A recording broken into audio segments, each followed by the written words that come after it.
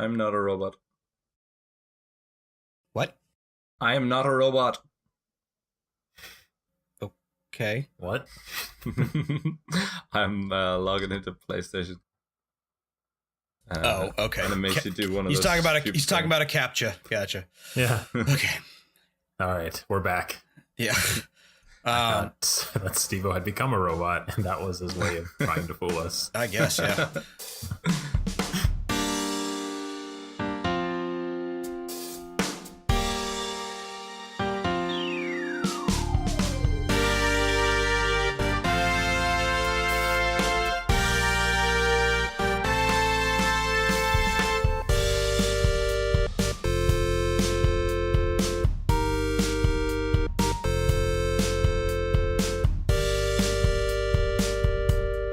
And welcome to episode 32 of Rather Be Playing, the podcast where we talk about how we'd rather be playing games than applying copious amounts of After Sun to my right shin.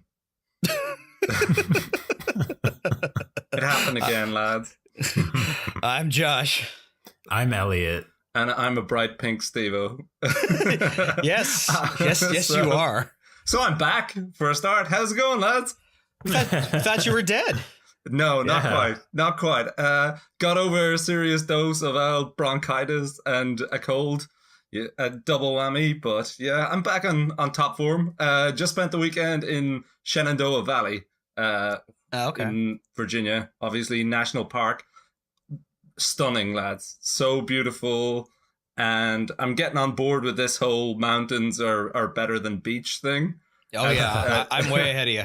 I mean, either way, I'm getting sunburned, but, you know, at least there's less people looking at me up the mountains. Not that everyone's looking at me on the beach. I don't know what I meant by that. But well, is that Stevo? They are, but they're pointing and laughing rather than admiration. True. He's a lobster. So did you camp or what? So I've done some hiking out there, but I didn't like camp or anything. What'd you end up doing? Well, my brother and my sister and my nephew camped. So they had a great time. And obviously we all hung out at the campfire and cooked and that kind of thing. But I actually rented a hotel room in one of the lodges. So it was nice. I had a proper bed, you know, lap of luxury and whatnot.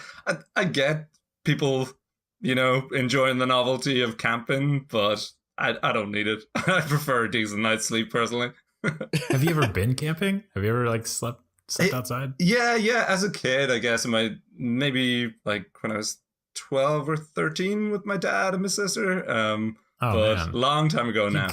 You gotta do it again, just for like being outdoors and drinking and roasting marshmallows. It's I think time. I would have done it, but because like my brother's kids and stuff were there too, we were never going to go late into the evening or anything. Sure. So it was kind of all balancing with that. But yeah, if I was going with a group of friends or if I was like dating a girl who was like big into camping, I could see myself getting into it, giving it a go, you know. But in this case, I was just like, you know, might as well enjoy a decent bed. It's a lot of fun, but it's better when you have other people that also know what they're doing when you're camping, because if you're the one that knows everything, then a lot of it is just pain. Yeah, my brother was directing things mostly, and it all went pretty well. We got food cooked. No one died of food poisoning, or no one froze to death in the night, and no one got eaten by a bear. Although my sister did see a bear. It was right up at the lodge when she was coming around in the morning to see us all. And it was, she got some amazing pictures. It was so cool. Nice. Wow. So cool is not probably the first words I would think of. You would think of run?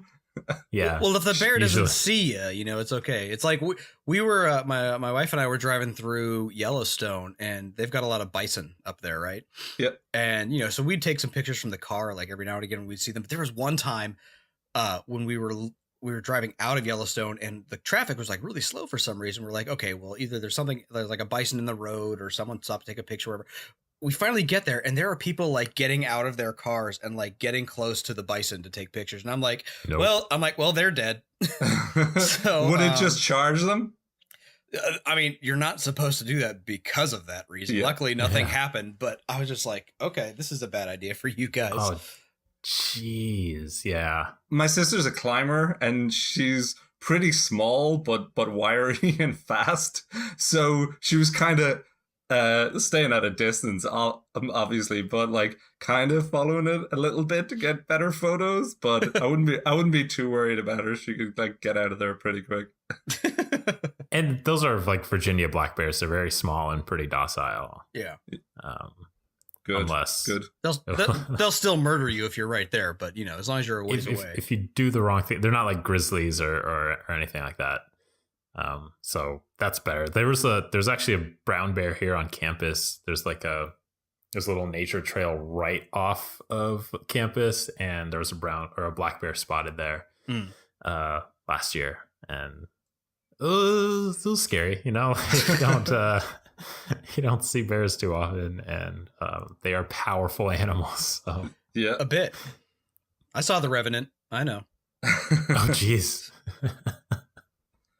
I also did some traveling.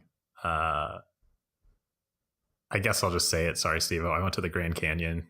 Put me to shame. Way better. It was way better. Now, I've been to both, and they're both very different. I would much rather spend a weekend in Shenandoah than I would in the desert of Arizona. Yeah, the Grand Canyon's cool, but you're like, all right, get me the fuck out of here. Your photos did look amazing, though. Elliot, you and Amy were there, weren't you? Yeah, I was there with Amy, and we got to hang out with our nephew, who we don't see too often because he lives in Montana now. And it worked out really well that we got to take him there. It was his first time. I think it was my second time and Amy's third. And we drove down to this town in Arizona, and there's a train that takes you to the Grand Canyon from there. And so being on a train with a 4-year-old is a lot of fun too. It's a kid who's just loving trains and loving everything around him. It's pretty magical. What was the train ride? What was the train ride like? Was it built up areas, or was it completely sparse? There was nothing, man. There was nothing at all. Have you never been to the Southwest, Stevo? Because there's nothing there. No. I'm thinking the train ride at the start of Red Dead Redemption. Was it like? Yeah. No, it's pretty close. Apologies to all of our Southwest viewers. You live in a hellhole.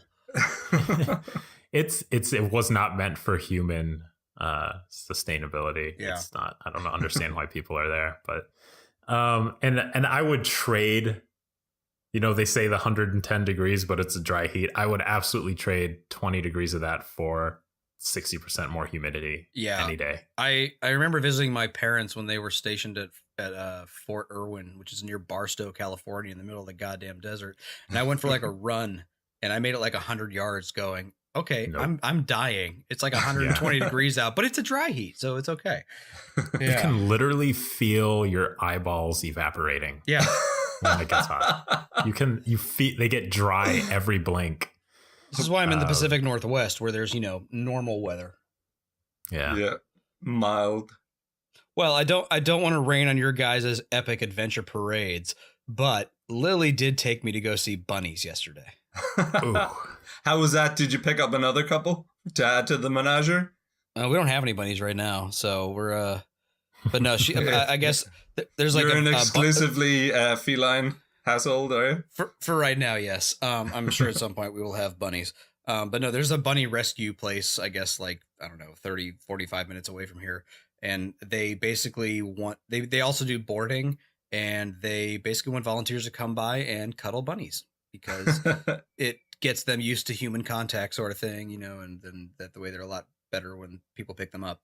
Yeah. But Lily was like, let's just come with me. And I'm like, all right, whatever. So I came with, there's like 7 little enclosures for the bunnies. And I guess she normally goes there for like 3 hours. After like 30 minutes, I'm like, okay, I've seen all the bunnies, and most of them don't like me. So I went back into the car, and apparently I fell asleep. And because like 2.5 hours later, I was like, what time is it? So she had her fun and cuddled the bunnies. I got my fix and went to the car and slept. So yeah, that was my excitement for the weekend. Fun. That's tough to beat, man. I don't know what to say to that. I know. Grand Canyon, Shenandoah, Sleeping in a car. Exactly. Well, I assume in between all your guys' travels, you managed to play some games, right, Stevo? Yep. All right, hang on. Before we get started, I wanted to draw attention to this not really fan made, but like an industry like fan trailer, basically, of the Chrono Break game that has been pretty much how would you describe it? It's like it's kind of like long rumored, never actually in development, just a dagger to the heart of Chrono fans everywhere. It's the game everyone's wanted and has never been made for like the last 15 years. And God damn it. The creator of Owlboy created this little just fan-made trailer as if it were a real game, and it looks phenomenal. It looks like an updated Chrono Trigger, and the music is incredible. It's like you said, dagger to the heart, Josh. You see what could easily be, and the best thing we can hope is Square Enix takes notice and is like, hey, we'll just have these guys do it for us and put our name on it. Yeah, is there any chance they would ever do that? Have they ever done anything like that? No, they haven't. Yeah, I don't think so. I hadn't seen the thread or the video until you posted it, so now I'm in a bad mood. Was it meant to be a trilogy, or was they just? I don't know how this rumor got started. That's a good question. No, it was like why break? Because way back when Chrono Cross came out, recently, soon after that, I could be wrong, because this was like 15 years ago. But I vaguely remember there was a trademark created for Chrono Break. It didn't last very long, but everybody was like, "Oh my God, they're making a third game," and it never happened. The trademark expired, and now it's just been like it's just this rumor mill bullshit where everybody's like, "I want this." Everybody who played Chrono Trigger and Chrono Cross was clamoring for this game, but SquareSoft at the time, I think, didn't do anything with it. So yeah. It was never intended to be a trilogy. Chrono Trigger by itself is a pretty standalone game. Chrono Cross expands on it, but there's Chrono Trigger itself. There's only maybe one, maybe two story threads that are really left up to your interpretation or up to clarification later. So yeah, I mean, and even then, Chrono Cross kind of closes all those out. So it's Chrono Break was one of those a lot of people want it. It never happened. It probably will never happen. So we just cry ourselves to sleep every night. It's like having a proper Silent Hill HD collection. Yeah, never gonna happen. Yeah, actually, this is probably Metroid Dread, right? That's a similar thing. Yeah, Metroid Dread was another one. God damn, I forgot about that one. Yeah. Man, when will these companies learn? Just let us give you money. Yeah, just let fans do things. Hopefully, again, Sonic Mania proved that companies could get teams of fans to build these things and to pay homage to the original and make a great game in themselves, and for them to be financially profitable. Yeah, but Elliot, we got Federation Force, so Metroid's doing just fine.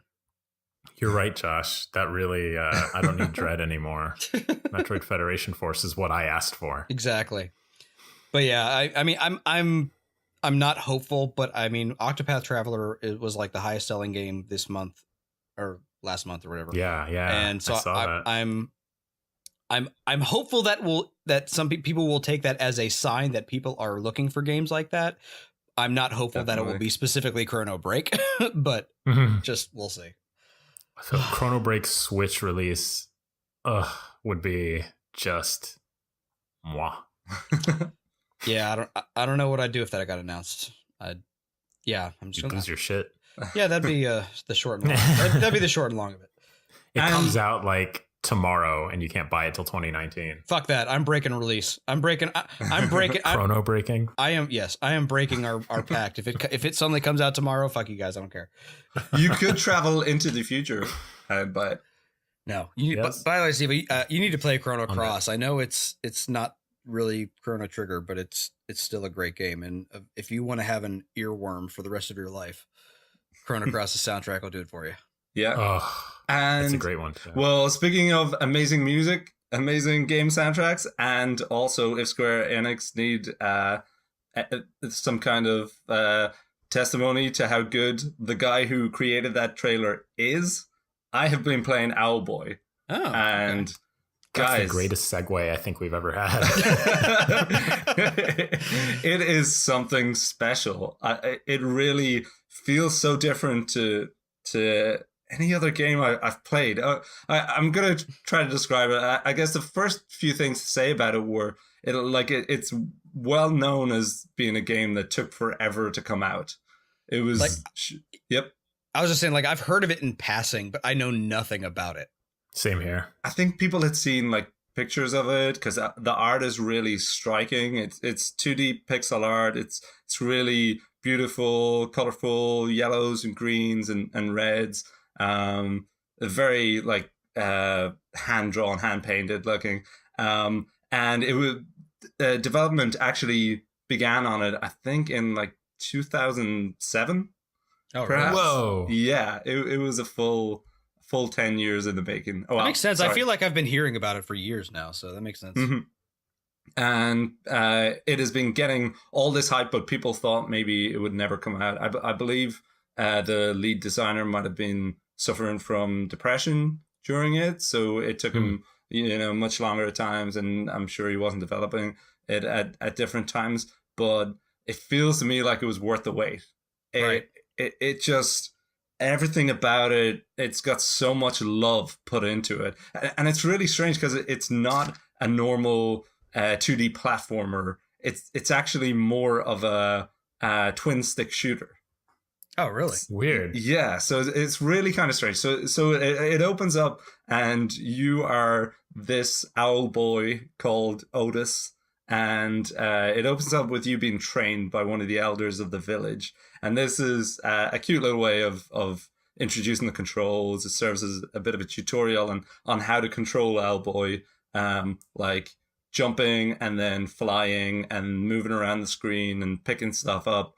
But during it, this elder, is just constantly giving you abuse, like yelling at this poor boy. And So you're used to this via the podcast, so this is okay. yeah, exactly. Constant abuse. And Otis is mute, so he is just taking this and looking sad. And it's like, it seems really harsh. And I'm sure it's all building towards he finally turns this guy, proves his worth to all these people later on. But for the introduction of it, for the first half hour, even I'm a couple hours into it now, he's still getting abuse from everyone. Everything he tries to do. Stevo, you played it you say you're a couple hours in. I mean, most people are done with the tutorial in like 10 minutes, so I just want to make sure. The tutorial is well done. I'm about, I think I'm into the 4th area now. Okay. And it really is really fun to control. You wouldn't expect that this kind of thing would work that well, but it works that you pick up your partners. You have your best friend, I think his name is Getty, and then I picked up one other squad member who I guess it's not too much of a giveaway. He's like a former pirate, and your best friend has a little pistol that he shoots in 8 directions, obviously depending on where you're aiming the right analog, and the other guy shoots a shotgun. So I imagine as I progress through, I'm going to pick up people who shoot bombs, and at any time they explain it as you found this relic that is created by the ancient owls, and it's a button that you can hit to teleport friends to you. So it's not a Metroidvania, is it? It's just like levels though, right? No, I think it's just levels. Okay. There is a lot of exploration in it, but can't even think if there's a map. Yeah, there must be a map, but it doesn't fill up till you work your way through it. It certainly doesn't seem like it's not one big world. You are working through it in levels. Okay. But the exploration is really satisfying. The shooting's pretty good. I have to say, all of the boss battles that I've come up against so far have been really easy. I think at the most I may have died once during them and then beaten them on the second time. But most of them, I think, I just have beaten on first try. I don't think I'm playing it on easy. I'm definitely playing it at normal. Maybe there's a hard mode and I didn't pick that. I'm very proud of you, Stevo. I just want you to know that. Thanks, Josh. I promise to get through this one quickly. You'll probably still look at the number of hours and just laugh at me, but I can take it. But the other things that are really worth mentioning in it are the soundtrack is absolutely beautiful. I think I sent you guys one of the tunes. Yeah, you did. To it last week. It was good. Yeah, I do agree. It has this amazing mix of like swelling, orchestral sounds, and then it also has these little like fun chip tunes in there as well, and it kind of blends between them. It like moves between them really seamlessly, and it just makes you really happy. It's either happy in like a peppy kind of way or happy in a wow, something important's happening here, and you're like it really builds up tension. It's kind of cool. Also, I don't know if you noticed, I posted a screenshot of it. Some of the cutscenes, which are kind of comic book style. Again, it's all they're not really they're not video. They're not cutscenes. They're kind of it reminds me a little bit of what do you call it? The Metal Gear Solid one. I mean, they're not actually comic frames.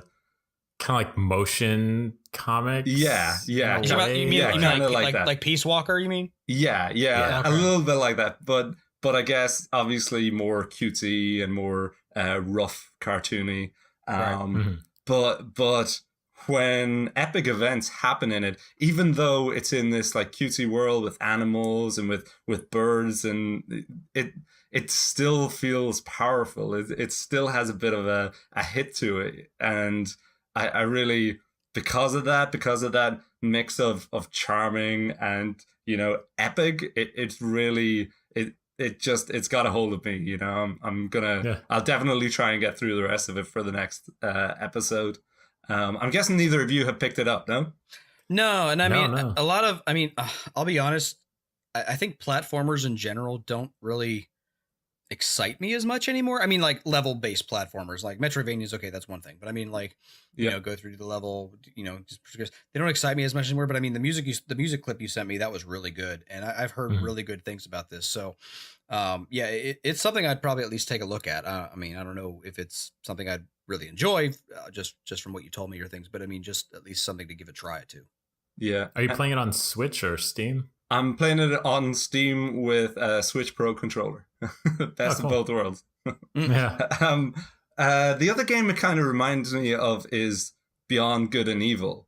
That kind of what's the word? Anamorphic. What is it? Animals. Anthropomorphic. Anthropomorphic. Oh, yeah. Thank you, Josh. And like they feel like real characters. They feel like real people, you know, even though they're all cutesy animals, and the world feels lived in and fleshed out, even though there's not that many people in the village, and even though you are moving through these levels quite linearly, but it feels like a real place.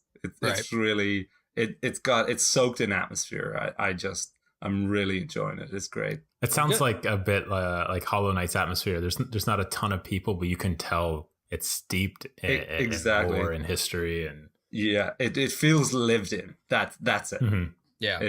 Yeah. It's brilliant. Hopefully, maybe it'll come on sale at some point. Maybe I'll pick it up for one of you, or I guess once we get into 2019 and all the games are on sale and we can buy stuff again, then I'd highly recommend picking it up. I'm hoping that it continues and the story is this good all the way through, but I'll report back for sure. I'll definitely take a look at it.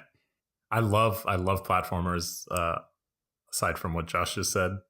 And it's like, so the one thing I want to know, because platformers tend to be pretty simple, is for me to get a lot out of it is there's a lot of reasons to go back. Like there's things to collect, like the Mario platformers. You can collect all the red coins or all like the the special stars that are hidden throughout the level, like, Right. have you encountered reasons to go back? Is there a collectathon, like 100%ing, or is it pretty much just like, is it more about the story and the music? Actually, funnily enough, because like these days, most platformers are going to give you that replayability factor. This doesn't seem like it is. This definitely seems more concerned with telling a linear story, which, as you know, for me, that's more my style of game than maybe either of yours. Yeah. That's interesting. I think I'd give it a shot, though. Yeah, I think you would get a kick out of it, definitely for the soundtrack and for the story. I think both of you would enjoy it. Nice. Yeah. Apart from that, I've been playing a little bit of, played through the Valkyria Chronicles 4 demo, which Stevo, I know... Stevo, we already talked about this last time. I know, Josh, I know. Yeah, it's been great. It's high up there on my list of things that I'm going to make you guys buy in, 9? Almost 8 weeks now. Come on, Stevo's birthday. Yeah. Oh, I was sitting there like, I was like, I thought you were going to say 8 or 9 months till the end of the year. And I'm like, no way. There's no way. Have I been sleeping? Where am I? Well, Elliot, since Stevo has been knee deep in Owlboy, how about you? Are we not doing phrasing anymore? Or okay. No. What are you talking about? Said Ripley to the space bishop. Never mind. That doesn't work here. Yeah, so I decided that if you guys remember the last time we did a roulette, I had Rime on there for pretty much since January, and I'm for some reason my slot on the roulette never rolls, never gets picked. And after about 1,000 weeks on the roulette wheel, I decided to take it off and swap it out, and I thought maybe I should actually play it, and then I can talk about it, and then we can at least since we kind of built it up, or at least I did so much for so long. Why not give it a little closure? So it was a PS Plus game earlier this year, and that's how I got it without violating our our pledge. And I played it. I haven't finished it yet, but I played 2 or 3 hours, I think. Is it fun? Is it good? Is it interesting? So here's the thing. It's terrible. That's a no. It is good. It is fun. It is interesting. It has problems though, for sure. For instance, I'll just start with the most obvious one. It doesn't seem to be very well optimized. In fact, the last time I played, I stopped playing because the game literally crashed on me. So it's took like me to an error message. It's like an eco type game, right? So yeah, it looks like the developer drew strong influences from games like Eco, even that game company games like Journey, and there even some Monument Valley. And this is in terms of like design, style, aesthetic, gameplay, objectives, puzzles. It's pretty much all those in one, but not quite as good as those. Yeah. Off the bat, I just have to say the animation is beautiful. It is technically really good and artistically a stunning game. Music is amazing as well. Like it's up there with the best in terms of like sensory experience. But when you're playing it, it's not quite as bright. And not just technically, but things like a lot of the puzzles are very basic. Like you're presented with the problem and there's a solution immediately after, kind of thing. Like you don't have to think too hard. It's like Uncharted. It's Uncharted without the guns and fun. Yeah. It's so for instance, like I had to get to an object that I had to activate, and it was being guarded by a boar. And there's no enemies, there's no life bar, there's no HUD. The boar was just blocking the way, and behind me there's a fruit tree with fruit on the ground that other boars were eating. So I just grabbed the fruit and gave it to the boar. And it was just like this obstacle that meant nothing that for no reason at all. It didn't have any consequence. Whereas the other games like Last Guardian and Eco, like it's part of the world. The puzzles are part of the lore and the history. And you get a glimpse into like what could have been before, what civilization was there. And this thing it starts you off with no context. There's no words. There's no story. You just wake up on a beach. Yeah. There's this short opening cinematic of a storm. So it looks like maybe you're shipwrecked. and you've got to get the up. eight instruments to get the Ballad of the Windfish going, and yeah, right. So it's like Link's Awakening in a way, but there's you don't even get text. There isn't anything at all. You're just and this is my life now. And like he just gets up and starts doing the stuff, and it's like, and it's questions that I've never had to ask from other games like this, and it makes me realize how good they are at just building the answers into the actions. Because I'm like, how does he know how to activate this thing? You go up to these glowing orbs and you shout at them. You hit the triangle button, and he goes, ah. And then like a light comes out and swirls around and opens a door. And it's like, how did he know that would have taken me ages. I would have been hammering on it. I would have been kicking it. I never would have yelled at it. So does the world feel alive enough? And does it seem like, is it beautiful enough? Is it striking enough that makes you want to play the game? Or truthfully, yeah, like it'll pull me along into it. And the puzzles, it's kind of a double-edged sword. They're a little disappointing, but they're so simple that they don't hold me back. It's easy for me to just kind of keep going. It's on Elliot's level of puzzles. It is a game that's it's more relaxing to play than anything. So I'm not looking for a challenge. I'm just trying to hear some music and see some like nice art and animation. It's nothing. Like I could probably listen to a totally unrelated podcast while I play it, and but I do think it's striking enough to keep going. I do intend to keep playing it. Well, that's good. The only thing about it is that me, but you gotta compare this. This came out 2 months after Breath of the Wild. Oh yeah, and it's kind of like beautiful, colorful game, and well, yeah, but I think of Breath of the Wild firstly as exploring this beautiful, colorful world, even before like fighting enemies or anything. And there's threats in the Zelda though. There's not threats in Rime. It sounds like. I'd say this is like a poor man's Witness. There you go. To sum it up, like it's basically a giant puzzle island, and it's colorful and has all this stuff, but the puzzles aren't satisfying at all.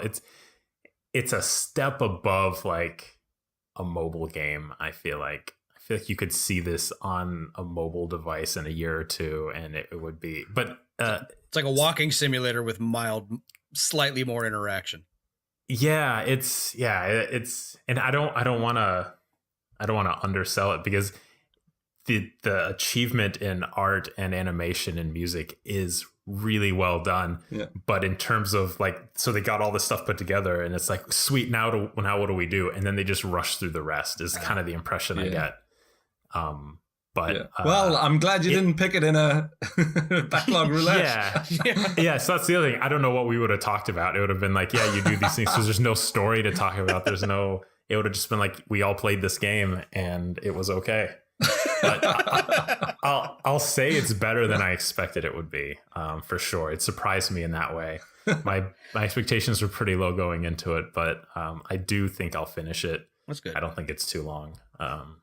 I'm not going to tell you to go out and play it, but if you ever need to just relax and you don't want to think through anything, it's you could do a lot worse than Rime. That's what I got Dark Souls for. What's that? So that's what I have Dark Souls for.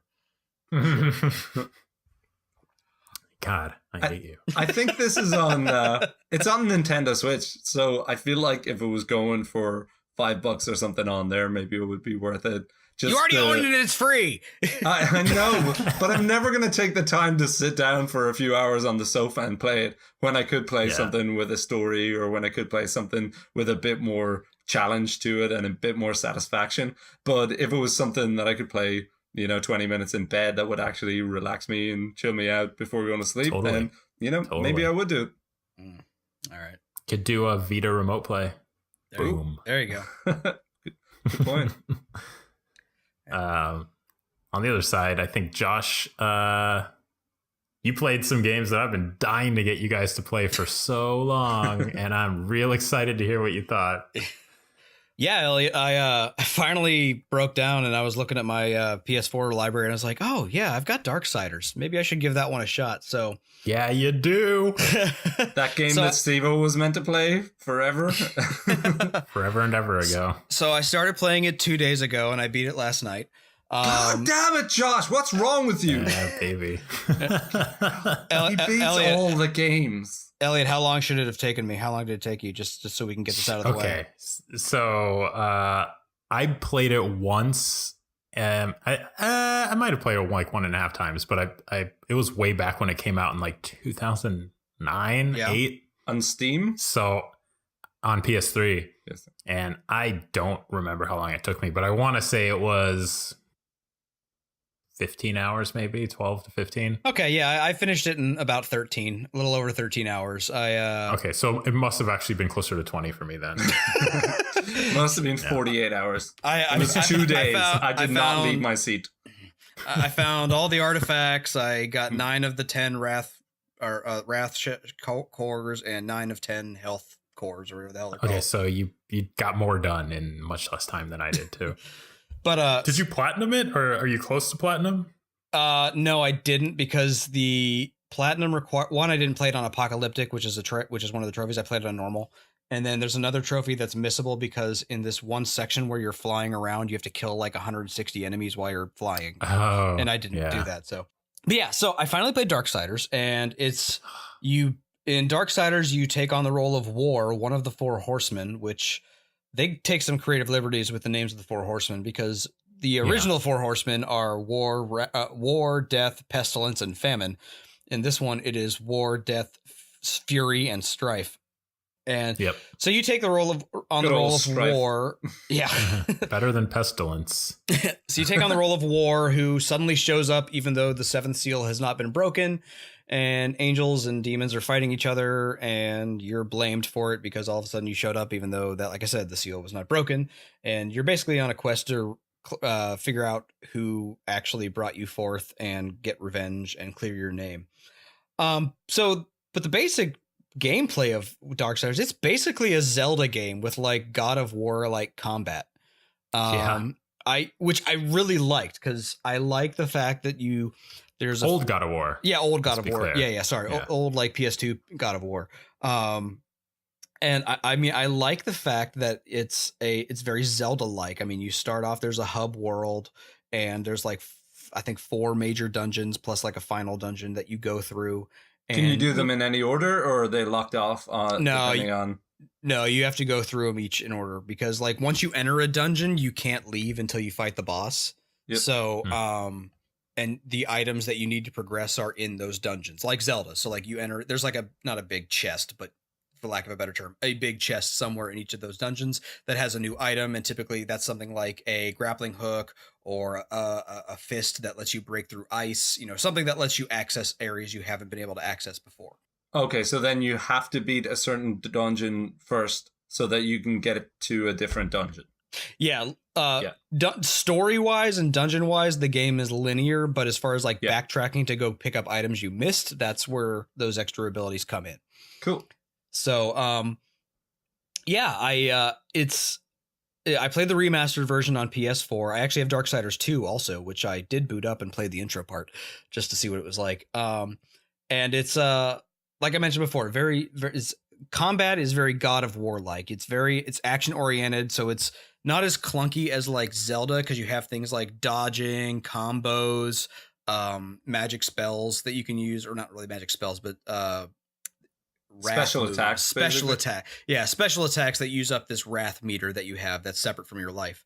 But yeah, it's I actually really enjoyed it. It's got some quirks because I think it's an older game, and in the small amount that I've played of Darksiders 2, that kind of fixes part of it. So in Darksiders 1, there's a lot of things you can do that are still sequestered to 4-way movement.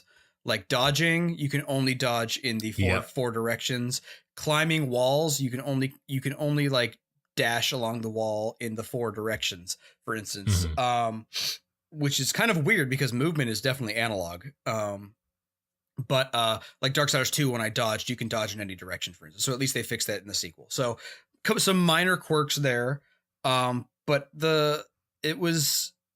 my nephew was actually pretty interested in it when he was watching me play it for a bit because he loves Zelda games, and he actually started looking into like the lore behind the Darksiders games. He's like, oh my god, I need to play these games, and Darksiders 3 is coming out, and it sounds like all 3 of these games, and assumedly a 4th at some point, they're all taking place in parallel, where you play as one of the horsemen. So like the second game you play as Death, and it's taking place alongside the first game while War is going through his whole revenge plot thing.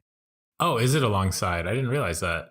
Yeah, it's kind of like it. Yeah, so like in the because when you start off Darksiders 2, Death's talking to the Keeper of Secrets and is saying like, "I'm here to clear War's name," and the Keeper of Secrets is like, "War's down, groveling in front of the council, saying, I didn't do it," and that takes place at the very beginning of Darksiders 1. So, yeah, it sounds like they all take place in parallel. So my assumption would be that if they had the time and money and the wherewithal to actually make this entire series, there would be 4 games that all take place in concurrently, and then like a 5th game that takes place where they all come together or something.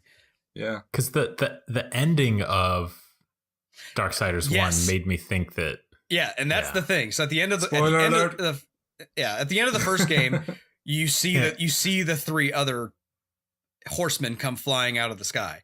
So that's kind of confusing to me too, because again, I haven't really played Darksiders 2 either, or fully, so I don't really know what the hell's going on. Although Darksiders 2 does seem to like take place in another world or dimension or whatever the hell it is, so it might be going on simultaneously, but I'm not entirely sure. So I haven't played much of 2 myself, but and mostly because like the ending of 1 set up potential sequels so awesomely, and I was so pumped.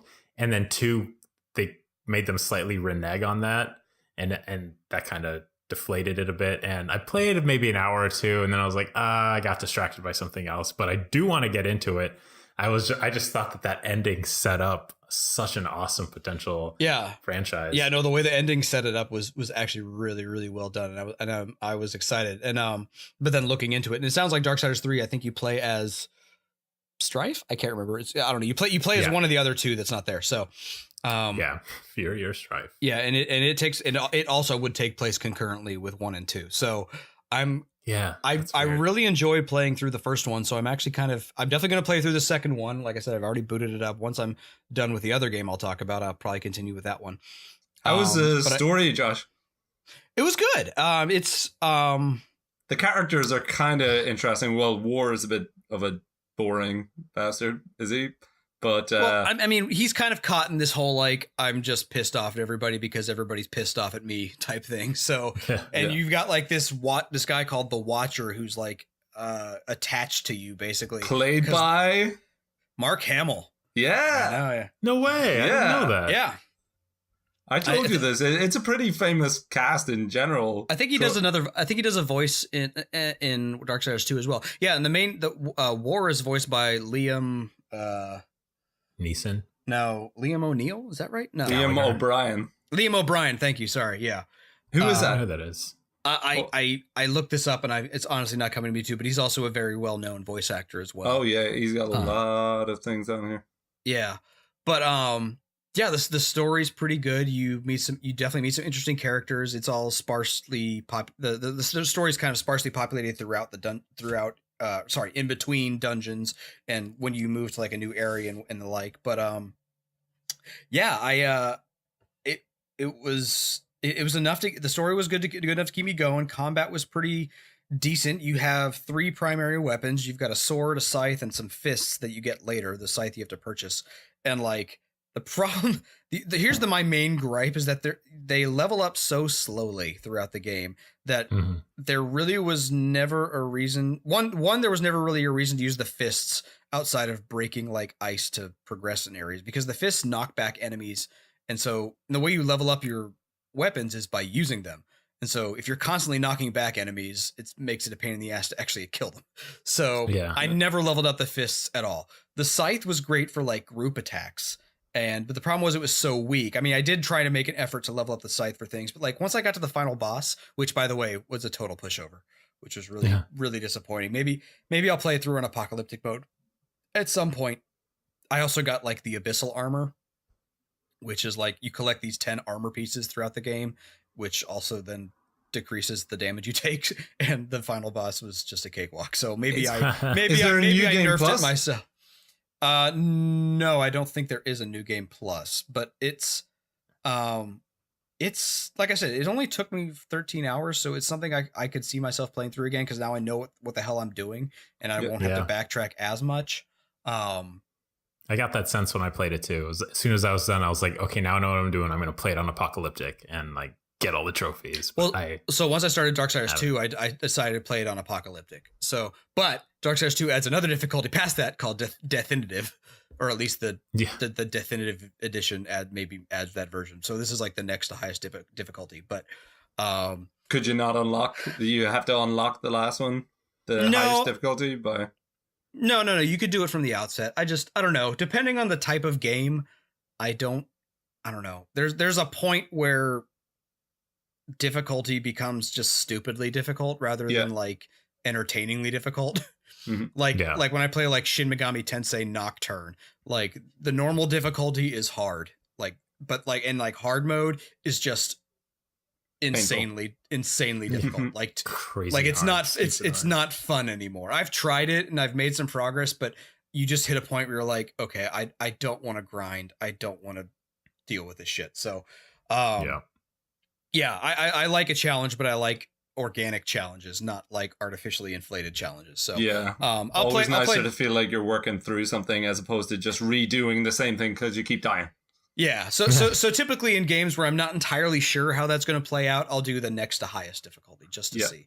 But yeah, I like I said before, I really enjoyed it. It's if you like Zelda games, if you even like God of War type games, it's a lot like that, and it's great characters, pretty decent story, just fun to play in general. There's a lot of backtracking if you want to go find items and stuff like that. And actually, now that I mentioned this, fuck the last dungeon. It is insanely long. So I remember that. So there's like 4 major dungeons that you have to fight before you tackle the last one. And the last one is basically 3 dungeons in one. And each of those towers that you go through, you have to go through it, fight the boss at the top. And the boss is really easy, thankfully. And then that turns on this like beam of light that you then have to redirect all the way back down to the bottom. And you have to do that 3 times. Which by the time I'd finished the first one, I was like, oh my God, I've got to do this 2 more goddamn times. Ugh. So like, yeah, I'm pretty sure like the last like life shards and wrath shards that I'm missing are in that dungeon, and I'm not going back. I mean, maybe if just in order to get the platinum, because I don't want to have to play through everything again to do that, but Jesus Christ. It was just painful. But other than that one excessively long dungeon, it was a fantastic game, and I'm really glad I played it finally. Good. I'm glad you had that feeling and you enjoyed it that much. I feel a little justified in talking about it for so much all these years. I am a little disturbed now that you said that because you've been hyping this game up so much that you haven't really played the second one. I know. And that's the thing. Like I was so excited when it came out and I got it right away and I played it right away.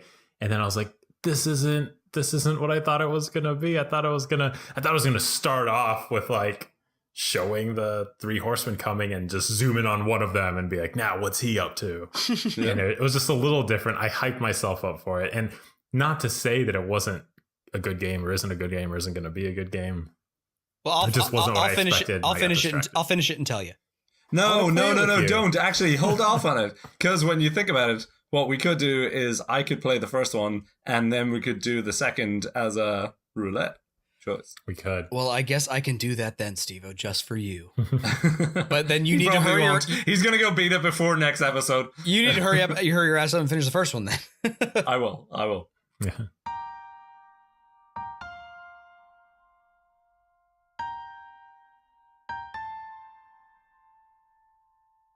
If you skip ahead, we are going to do a Tacoma chat where we go through the wonderful, relatively short game Tacoma that we all went through over the past few weeks, and we'll do a spoiler chat discussing the whole story and everything that we went through during it. But before that, though, we are going to knock out a backlog roulette.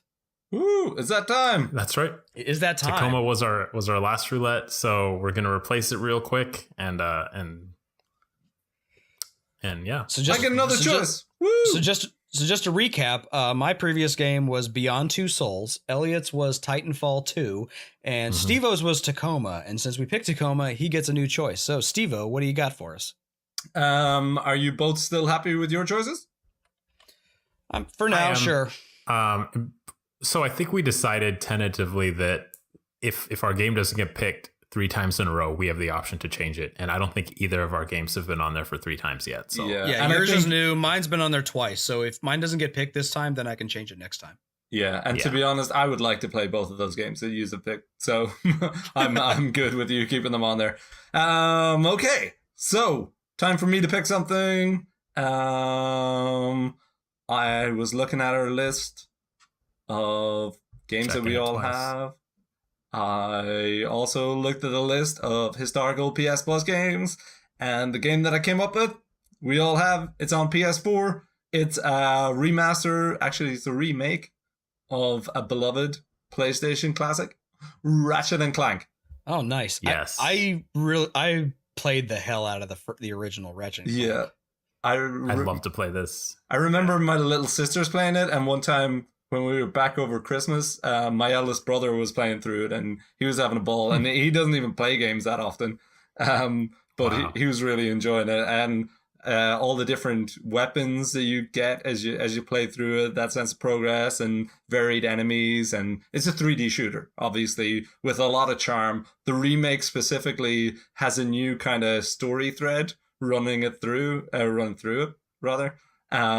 So looking forward to it. Should be a good laugh. Yeah. The main thing that sticks out to me about Ratchet and Clank was when I was in college, I played through, the original on PS2, and this was before trophies and all that. And so but I had done so much in the game, and I was still working towards 100%.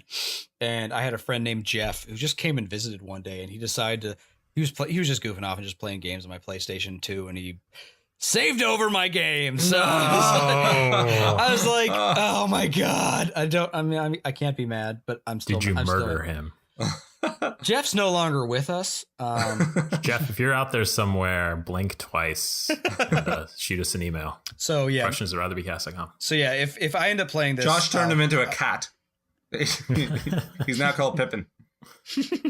So yeah, if we end up rolling this, I'll probably play it quite a bit. So, all right. Okay. So good choices. So if you roll a 1, we get Beyond Two Souls. If you roll a 2, we get Titanfall 2. If you roll a 3, we get Ratchet and Clank. Y'all ready? Hell yeah. Oh yeah. It's gonna be me again. It's always me. Definitely not me. Give us a 3. Oh, Beyond Two Souls. Beyond Two Souls. Nice. Okay, a good linear story. Is this one of what's his name's? David Cage? Yes, David Cage. Yeah. Oh, yeah. David Cage. Is that what you said? Yeah, I think that's what he goes by. I don't know. And honestly, David. thinking of, I ride my tiny bicicleta. No, you don't watch the South Park episode? All right, fine. Anyway. Somebody out there is loving that, Josh. Some listener out there is just I'll be honest, over. I don't really know why I picked this game other than that we all have it, and maybe it'll be interesting because Heavy Rain sucked. I don't know if Detroit's any good. I've heard mixed things about it. I don't really particularly like David Cage games. I think I picked this one because maybe it's okay. I might play this and say fuck it 2 hours in, so we'll see. I would say the thing that we should check up is when it was first released, the way it tells the story, it jumps goes back into the past. It tells some from the present day, and a lot of people said it was really confusing. It is. So they added you could play it in chronological order, and yes, I'm kind of interested to see which should you do. So when I played it, I did it as intended, and it is jumbly, but I feel like it might be more interesting that way too. Yeah. Okay. I just I always just play it as the original intent. Good. If I'm not sure what to do. Yeah. And I haven't finished it. I'm halfway through it maybe, but right. I would probably play it the original way as well. And to be honest, you would like to think that you'd pick up on the subtleties and whatever story pieces are important The worst thing is if you leave it for a while and come back to it. Yeah. Then you really don't know where you're at. And I've done that a few times. And so I'm tempted. I'm trying to decide right now if I should just continue where I left off or start it over. Nah, start it over. Yeah. Yeah, maybe. All right. So, Josh didn't get a chance to pick a new one. We are doing Beyond Two Souls. I'm looking forward to Beyond Two Souls. I quite enjoyed Heavy Rain. Hoping that this is at least half decent. Well, I hope you guys enjoy it, because now that I think about it, I don't know why the hell I picked it. I just hope I can tell the difference between a prompt to hold and a prompt to tap, because that drove me insane. I forgot which meant hold and which meant tap, and I kept messing up on all the QTEs. And Josh loves QTEs. Let's remember that. Fuck QTEs. Anyway, take us home, Elliot. All right, so we're gonna go into the Tacoma chat here, and so please stick around for that. We've got a lot of good things to say about it. But if you gotta go, then you can catch us until the next episode 2 weeks from now. You can catch us at ratherbycast.com, our website. We're on Twitter at RBPcast is the podcast Twitter, and we each have our own Twitter accounts at RBP Josh, at RBP Elliot, at RBP Stevo. If you're listening to us on iTunes, jump on and give us a quick rating. We appreciate 5 stars, 4 stars, anything like that. 5 if you stars. Just 5 stars. Yeah, mostly just the 5 stars. Tell us what you think. If you have any questions, you can shoot them at us at questions@ratherbycast.com, and we would love to read them on the cast and discuss your ideas here. We are also on twitch.tv/ratherbyplaying, where we tend to stream games. We put the video on demand on YouTube, and also every podcast episode goes up on YouTube as well. So if you go on there, give us a thumbs up, a like, smash that like button, as they say. Other than that, is that it? I think that's it. You got to write this shit down, Elliot. I know.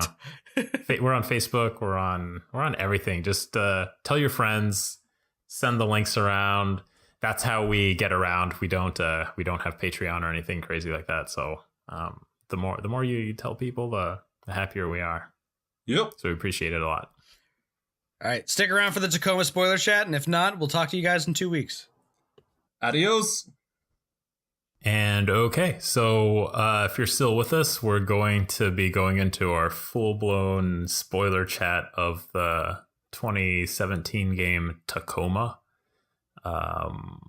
It was developed by Fulbright, came out in 2017 on Xbox and 2018 on PS4. So we played it on we played it on PC though. We played it on PC, yeah. That's right. I forgot it was a timed exclusive for Xbox for a few months there, but yep, it's everywhere now, and it was free on PC. So that's how we all ended up picking it up, right? Yeah. Twitch Prime. Important to point out. Yeah, the Twitch Prime deals. So we did not pay for this again because we can't buy games until next year. So, guys, what did y'all think? So coming off of our last couple, and I know it's not fair to compare games to previous games, but like the previous story games we played were so like thick with mystery, kind of like this one, like similar expositions. But I felt like the payoff wasn't quite as impactful as the other one. So I kind of was left with is that it? Yeah. Now, feeling at the end. Yeah, the ending was kind of like Deus Ex Machina sort of thing, which yeah. But yeah, I think it hinted and it kind of kept you on tenterhooks in that way, that there was more going on, and you know, what's the mystery to it? Is something going to happen? Is something outrageous going to happen? And there were a lot of interesting interwoven stories and narratives. But I guess there wasn't a big giant shock. There wasn't some plot twist at the end to make you go, oh, I can't believe it, to be out of your seat. So yeah. But before we kind of go down this rabbit hole, though, we should probably talk about what the game is. Yep. Sure. So Tacoma, like Elliot mentioned, was developed by Fulbright Games, who previously made Gone Home, which I played. I think have we all played it? I think we all played it, right? Elliot hasn't because he's an absolute disgrace. Oh. It's a classic. It's also similar to Tacoma. It's a first-person walking simulator, if you like that term. Basically, a first-person narrative game that doesn't involve action. It doesn't involve guns or swords, or it's just going around, picking things up, investigating, reading things, and occasionally pressing a button or two, I guess. Yeah. Yeah. The story is usually told through dialogue and item descriptions and things like that, emails, and there's no threat. There's no fighting. There's no battles or shooting. You just it's an interactive movie. Yeah, and for better or worse. And so, while in Gone Home, you played as a girl who comes home to find everybody gone, and there's like this super big mystery going on with what happened to everybody. In this game, you play as Amy, who is dispatched to the Tacoma space station by the Venturis Corporation, who owns it, to investigate why what happened. The crew members died, and you have to piece together what happened, collect all this data, and then bring it back along with the AI that runs the ship named Odin. And so the whole game is you start out by docking on the game, and then you're just inspecting section after section. So like the living areas, engineering, and along the way, or you actual shout out to the intro of the game. I really liked the music. Just as you were docking, it was very like what do you call it? Space Odyssey. Yeah, it was. It was kind of epic. I enjoyed that, and even the design of the exterior of the spaceship, which you can actually see from a lot of the areas inside as well. There's like orbiting sections, and it's a really beautiful design. It's really striking. Yeah. And but the big quirk about this game is once you dock, you interact with the AI who directs you to put on these augmented reality sensors on your head. And the way you interact with the environment, other than like picking up items and things that you find, is the AR sensors allow you to replay things that have happened in whatever area you're in. So like you might go into the personnel quarters, into one of the characters, Evie St. James' office, and you turn on the AR and it plays like a 15-minute recording of Evie St. James like going over a speech she's about to give. And you could pause, rewind, and the big thing though is that everything in a single area takes place simultaneously, like real life. So while all the characters might be having a group conversation like in the middle of the area, after 5 minutes they may all split up to go have their own little conversations, and you can't follow all three of them at once. So, or you have to go back and you go follow one guy, listen to his thing till the end, and you go back, follow another guy, rewind it a bit to find out what they were talking about. And so the way you unfold the narrative is by basically rewinding and playing through these various conversations that are happening. And while it does assist with what's actually happening with the plot, it really gives the characters like this well-rounded sense that the developers created for these people. Like, you really are just a fly on the wall while these people's lives are happening. It's a really interesting concept. And go ahead. It's basically like you said, it's AR, and it's in even the characters, their representations are AR. You're not actually seeing them; you're just kind of seeing wireframe, basic representations of the characters, which is such a smart way of doing it as well, because like it cuts down on the budget required to like do facial animations and everything, and yet it is believable. Especially since they introduce it as when you're coming out of the spaceship, you are doing a few actions so that they can scan your physical representation in the space, as if you could potentially be recorded and played back in this way as well. So it's believable. It is kind of cool.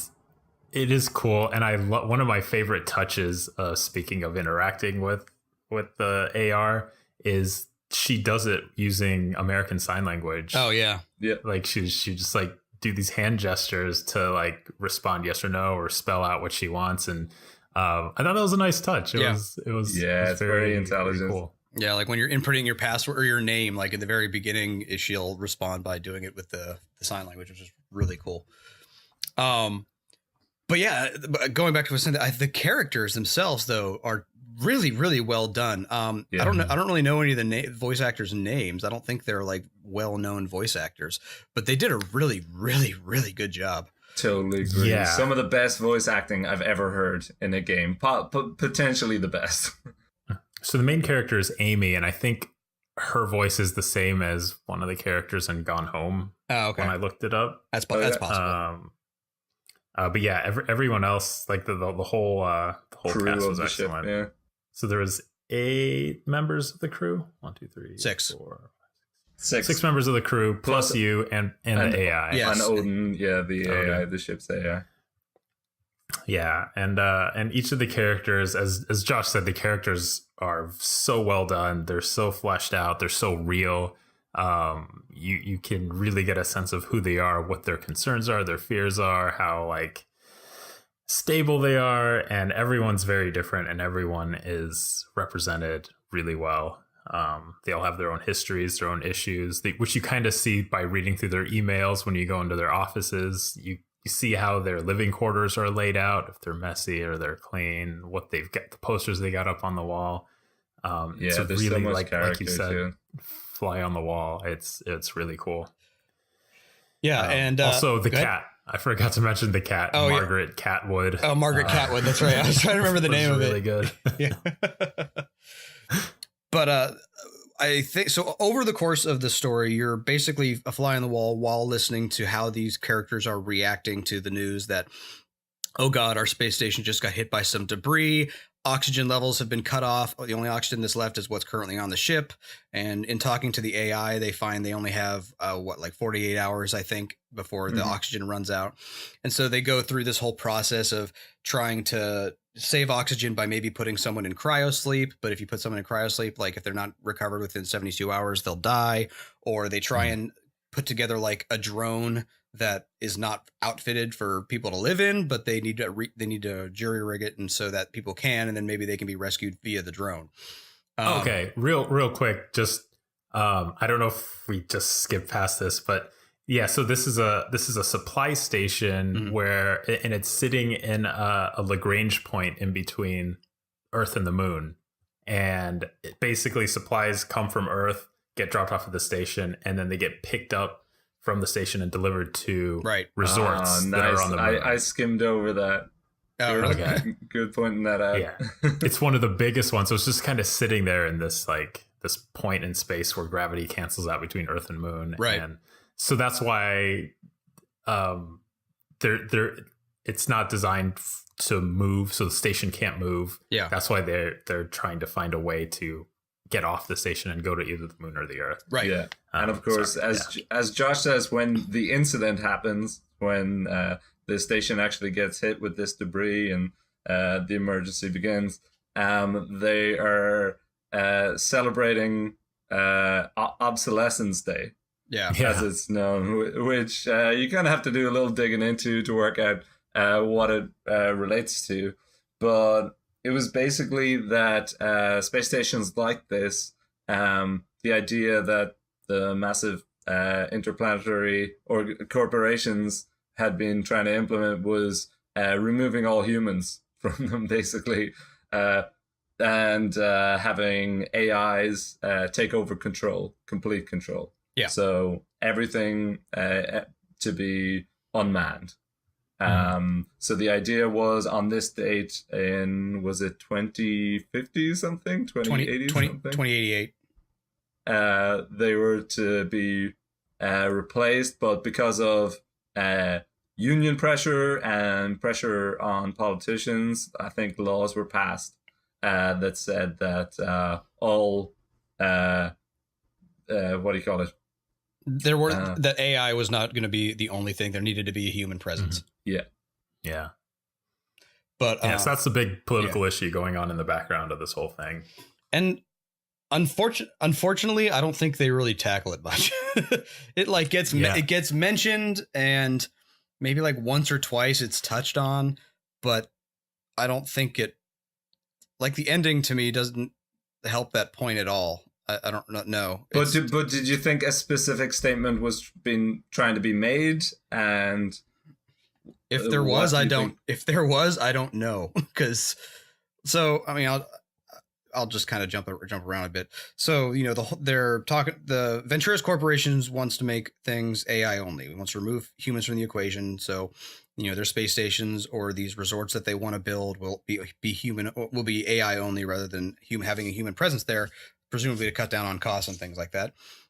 But then, like, as the story goes along, and I'm going to just jump right into the spoiler here, you find out that the Venturis Corporation told Odin, which is the AI on Tacoma, to cause an explosion that would cut off the air supply, and then also they made sure that there would be no rescue.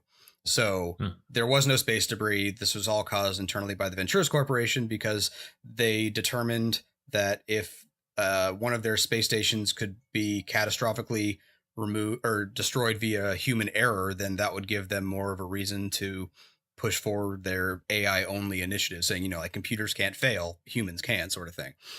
And then, like, I don't know, the ending is weird. Odin never seems to like express regret or anything for anything he's doing. So I don't know if they're trying to make, like, if they're trying to be sympathetic for AIs or not sympathetic towards AI, or I think they are. And I think one of the things that they were trying to do there was to subvert the expectation that, the AI had done this, the AI was evil all along and humans are the good guys and AIs are evil. But of course, in this case, humans are the bad guys also, as well as being the good guys. And the AI is kind of somewhere in between. He's trying not to break his protocol, but he is assisting the people on the spaceship. He is assisting the crew. But he's just he's assisting them within their parameters, though, within his parameters. I guess the only thing I'd say that he does outside of his parameters, and even then, so at the very end, Sarah, the medical officer, manages to get into that little secret area that suddenly gives the big reveal about the corporation doing this, and the AI. I mean, he doesn't like stop her, but that's only because he can't stop her. So I mean, it's not like he's like passively assisting her. At one point he has opened a door that should not have been possible for her to get through, or should have taken significant physical effort for her to get through. I think in a conversation with Nat that Sarah has. I don't remember her mentioning anything about Odin being the one that opened the door. I know, but Nat was asking, "Oh, is it open? How is it open?" I thought you would have had to like break in there, basically. Well, yeah, maybe, but I mean, there also were explosions and stuff on the ship. I mean, I don't know what would have caused the door to open. I mean, maybe. I'm not saying you're wrong. I just don't remember. Yeah, go back and check it out. Was there not a protocol or something that Odin was saying, like, in the event of an emergency, like, the medical officer will have access to? Oh, it could have been. Oh, possibly. Something like that? Yeah, maybe. I thought he mentioned something like that. So, but either way, everything was, like, barely within protocol, and Odin was clearly trying to get as close to the edges as possible in order to help them. Yeah, right. And his direct order was not to tell the crew about it, but he would say stuff like, Sarah, you should see what this extra door does. I can't tell you not to go through it or to go through it, but you should maybe see what's there. That's true. I do remember that. It was, and so at that point, it kind of seemed like maybe they were saying, here's like AI are intelligent and they're concerned for human life here, and they're trying to do what's right, even though it's against their rules, while staying within their rules. But the story doesn't really focus on that at all. It doesn't really come back to it. It doesn't really set that up for happening. Yeah. Well, and it also is backed up or is contrasted by the fact that the AI caused this to begin with. If you listen to the recording from the Venturis guy, he's talking to his own Juno AI saying, "Hey, how can I get the politicians to let me do this?" And the AI is basically like, "Well, why don't you just cause an accident on a space station and kill everybody on board?" So and blame it on humans. Yeah. I would say though, Josh, as regards the political side of things, I thought they actually like made a lot of good points along the way that maybe all built into the same thing. Like basically these people who are working on these spaceships don't want to be there. Most of them are there because they either didn't have other options or they couldn't apply for other jobs. This is like a lower tier technical job, or they're in so much debt from the for-profit universities. Like it seems like the for-profit universities are run by the same corporations who own all of the jobs, who employ people in all of the jobs. Right. So it's like it's building into that thing of these corporations basically hold your life in their hands, and now they want to get rid of you even from these lower end jobs. Yeah. Libertarianism is stupid. Got it. That was a great world building point as well. I thought you'd see like a character's bio info and it would say, you graduated from Amazon University or Hilton University. Yeah. It's a very believable future. Yeah. Looking at how things are going right now. Completely. And sorry, one thing that wasn't clear to me was they kept talking about loyalty points, and I wasn't sure if that was supposed to be. So that was talking about what they are. So basically, you owe all this money from university that they would give you reductions in rates on your university fees if you stay with this company, if you provide loyalty to them. But then in some of the letters and things, you could basically read between the lines, and you're screwed if you don't, essentially. And one wrong step. So for example, Clive, the English guy, killer English accent on him, he's like, it seems like he has made a few missteps in his career path, and he hasn't done as well as he wanted to, and he's really down on confidence, and all of this is told through like he's talking to one of his friends who is a pilot in a rival company, in a rival travel company, and letters from jobs that he has been applied to that he hasn't got, and now he's ending up here. And also there's like letters to his mother as well, and conversations that he's having. The detail is so rich. Every piece, every object that you can pick up and look at in your hand is so well crafted. It really realizes all of these people and this place. It's really amazing. Yeah. I think he was the one that also had like smuggled in a tea set or something like that. Yeah. In a box in his room, and it's just like, I don't know. It's a good. It makes everyone seem very real. Totally. And one of the things that made him seem real in particular was that he's a bit of a pretender. He's a bit of a wannabe. Like he's reading these self-help books basically, which are saying like, give people chummy nicknames, call your boss chief, and it's like, oh, this is so adorable and sad and like real. People do struggle with social interactions, and people do like look for help in these things, that it does make a character more than just a character. It makes them feel like a person. It was really cool. I do like that. I mean, yes, even though this is like this dystopian capitalistic future, they do make an effort to kind of normalize some of the things that are well, I mean, I don't stigmatize them, but are stigmatized in a lot of areas of the world today. Like Roberta and Natalie are, lesbians and are dating, or actually, I think they're married, aren't they? I think they're actually married. Yeah, they're actually married and on the ship together. And Andrew, the botanist, he's got a husband back on Earth with a son. So I mean, it's teenage son who's a bit of a dick.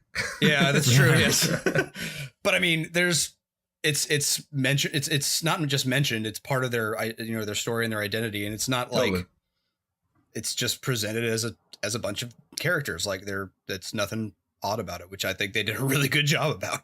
Yeah, and the interactions, the chats between even the first one that you walk into, the Obsolescence Day one, where Nat and Bert, so she's Roberta, but everyone calls her Bert. Are just having a chat, and then they're like flirting and joking around with each other. Yeah. It's so real. It's so natural. It's really, really cool. It's again, the performances are just out of this world. Oh, one of my what? Oh God! Go on. Well, one of my favorite characters though was the doc, Sarah. Because like she's throughout the story, like she's the one that's trying to make a lot of the tough decisions, like, okay, do I put these people in cryo sleep, or trying to keep everybody on board, or not on board, but basically trying to keep everybody calm and with their wits about them. And then like you follow her along after that conversation. She goes into another room and she starts having like an anxiety attack or a panic attack. And Odin's there kind of walking her through some like mindfulness exercises, like, okay, you're walking on grass, do you feel the grass? And she like starts going through her like exercises to get her to pull herself out of the panic attack. I thought that was pretty interesting, because that's something pretty normal in today's society, and I think even people who seemingly are in control, in their private time, are probably off, or can also be often in their, going nuts back in their in their private time, which I guess I just said. So yeah. I really loved that scene for like pretty much everything you just said, Josh. Yeah.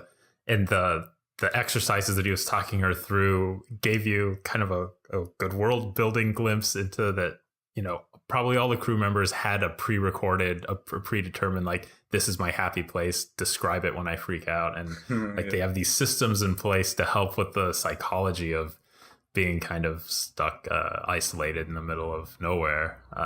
It was good. An employee in the middle of a panic attack is not a useful employee, Elliot. You have to invest in your people. AI does not get panic attacks.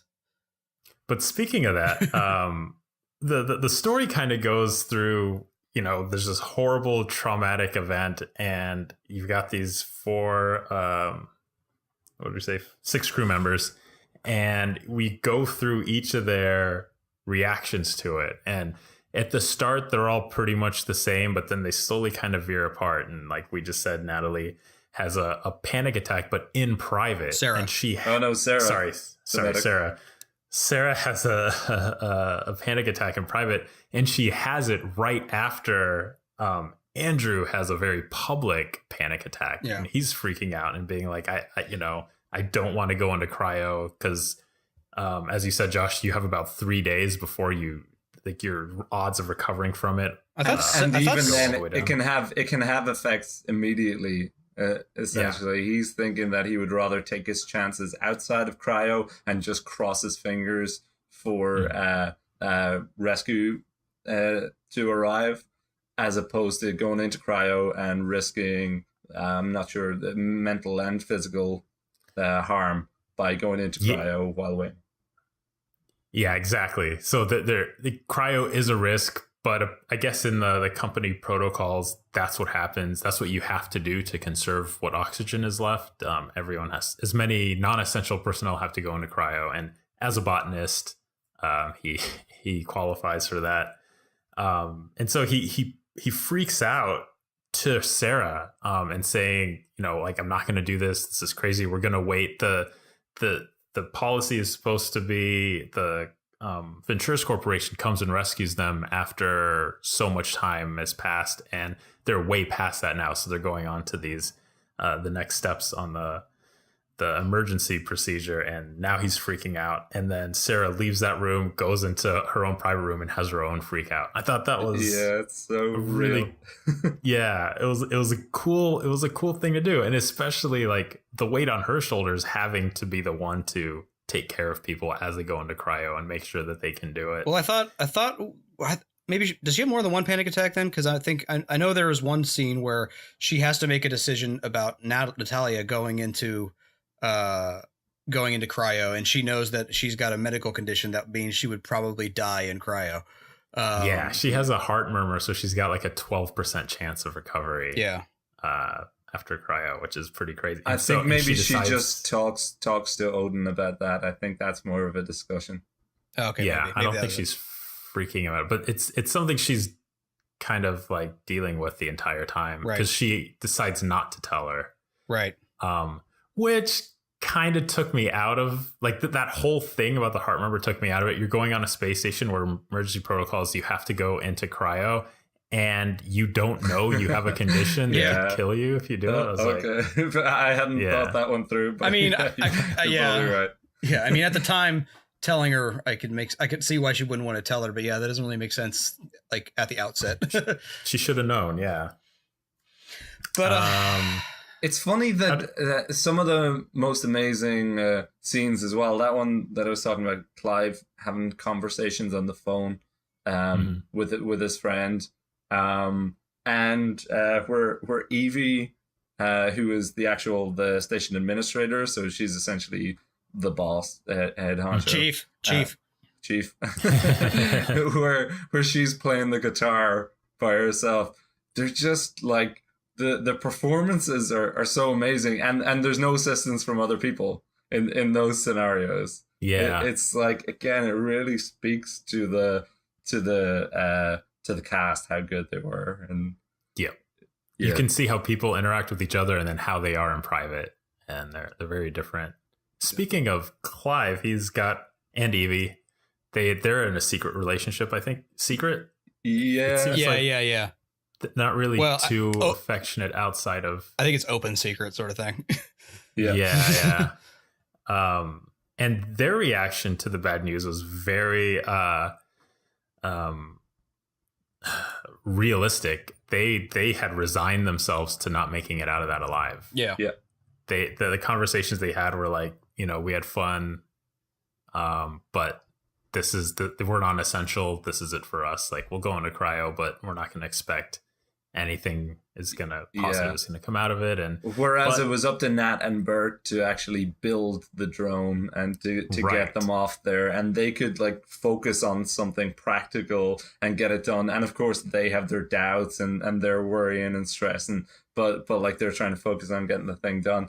As Elliot says, Clive and Evie are basically saying, we've had a good run and goodbye almost. It's really heartfelt. It's really cool. Yeah, they're very pragmatic about it, and I wouldn't say stoic, because they do have emotion. It's an emotional scene, but they're very at peace with everything, and it's a very different when you compare it to how Andrew and Sarah kind of react. But everyone's different.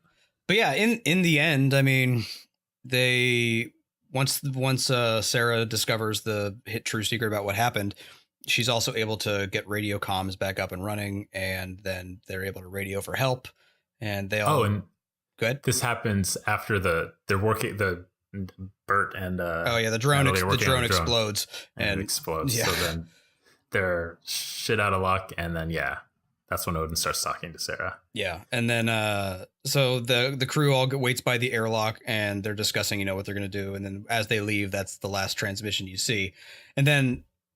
So your main mission was to go in and you collect data by placing your little electronic book in each of the main areas you go. And then as you go to do your investigation, the book fills up. And by the time you're done doing all your investigations, you're ready to pull the book out and move on to the next area. And the other goal was for you to actually get Odin's wet works, which is basically like his physical presence on the ship, and take that with you. And then as you're finally leaving after you've collect all this stuff, you're like, oh, by the way, I'm with some AI liberation front, and you can either go back to Venturus or come with me. I'll come with you. Okay. Yeah, but it all fit together. You read all of the diary entries and all of the optional stuff, didn't you? And Natalie, it seems, was a member of this artificial intelligence liberation front. Yeah. And through a conversation between Sarah and the ship's AI, Odin, you find out that AIs are kept separated, which is a really interesting, political statement as well, that this is something that currently we're not doing in the real world, and the potentials of machine learning and AIs, the risk from AIs because of machine learning is a real thing. And in this world, in this situation, AIs are kept separate for that very reason, so that they don't decide to wipe out humanity or whatever. Yeah. And there are certain people who believe that's not right, and that these AIs are intelligence, are sentient beings, and are essentially being held captive. I mean, I know that was a thing. I don't know. So I just don't care. Josh, have you no heart? Have you no empathy? Honestly, that's kind of what I mean. Like, so if I compare this like Gone Home had a pretty good story, but it also had great characterization through a lot of the, not audio logs. Well, I guess they're audio logs, but they're not really. They're more like memories or talking to ourselves sort of thing. It was diary entries, wasn't it? And then there was a narrator over the top. I think that's right. That's right. But like Tacoma does a lot better job of doing its characterization, but I think the story itself kind of was sacrificed for it. The story was okay to me, but I liked just seeing the characters and their motivations and how they were interacting with each other and how they were all put together and how they were just, like I said before, well-rounded. And the whole AI subplot was just like, okay, sure, just that's the MacGuffin. Let's go. And that's, you could tell that's what they wanted the twist to be, and it was the closest they came to it. You realize that, throughout this whole mission, you're trying to clean up. After they really realize you're cleaning up what this company did to these people, right? And everything is going to get wiped, and Odin is going to get wiped too. And so you kind of feel bad after he saved everyone, and you get to kind of like him and get to know him a bit, and then oh no, and all of a sudden, actually, I'm here to save you. So yeah, I was wondering if there was going to be an option if you were going to have to decide, but I guess everyone would have decided to save.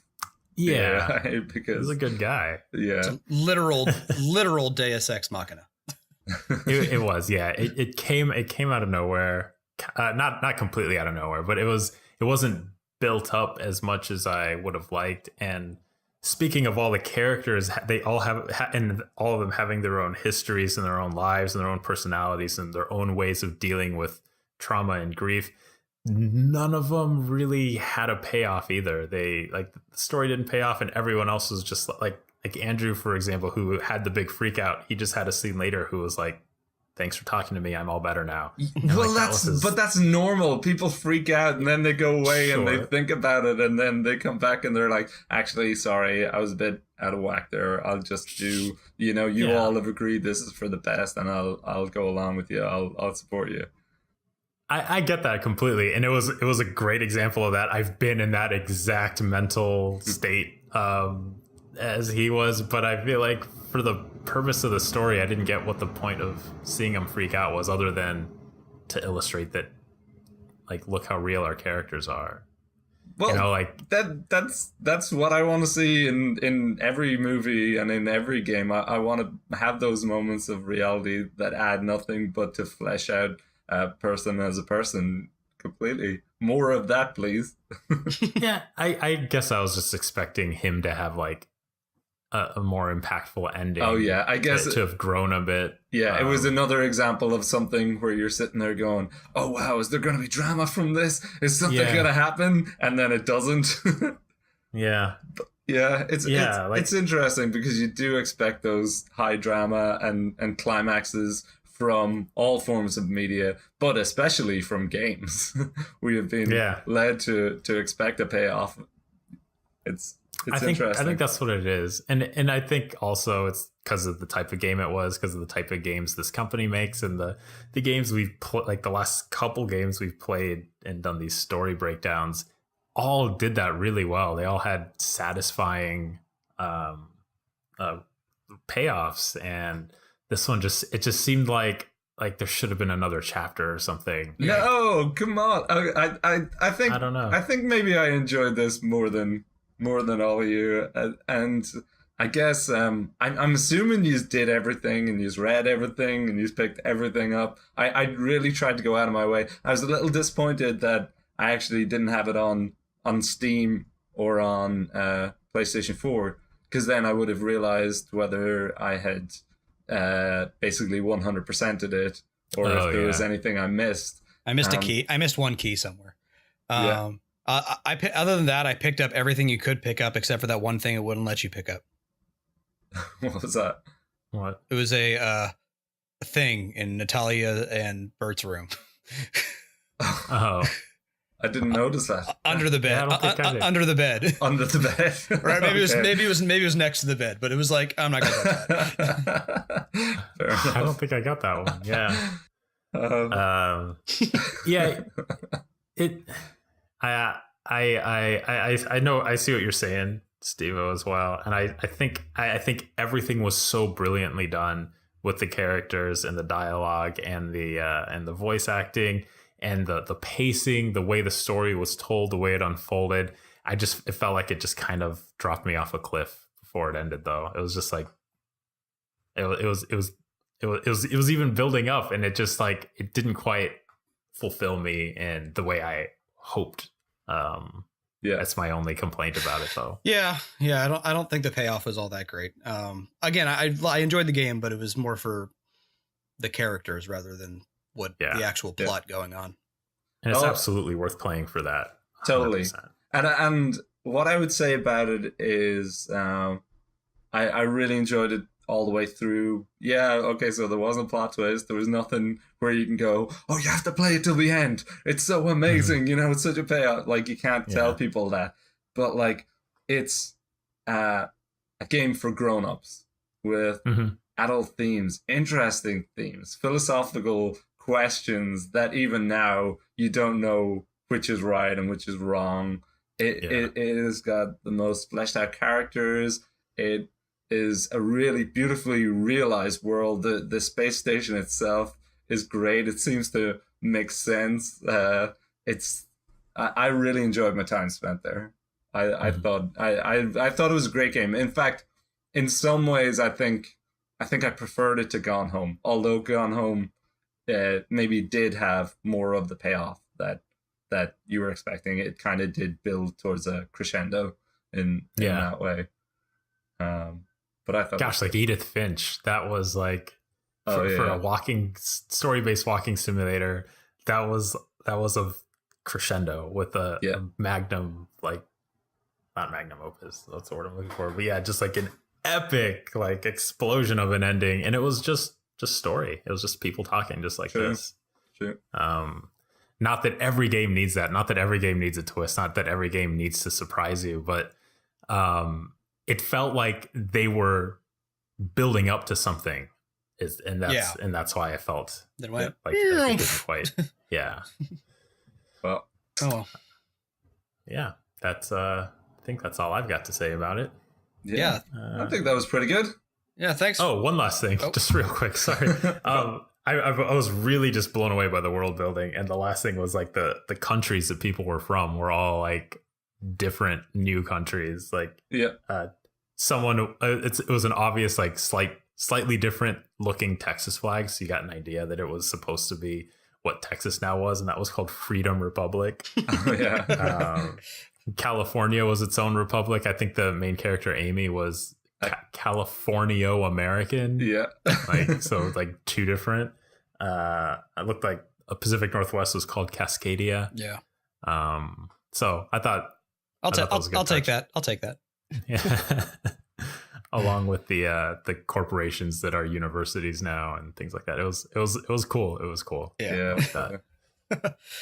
Well, thanks everybody for sticking around for the our chat about Tacoma. We've already said goodbye once, but I guess we can always do it again. And hopefully you're all looking forward to the chat about the next roulette game. That's right. Beyond Two Souls. Yep. So look forward to that. Yep. All right, everybody. See you in 2 weeks. Thanks, everybody. Thanks, everyone. Bye. Bye-bye.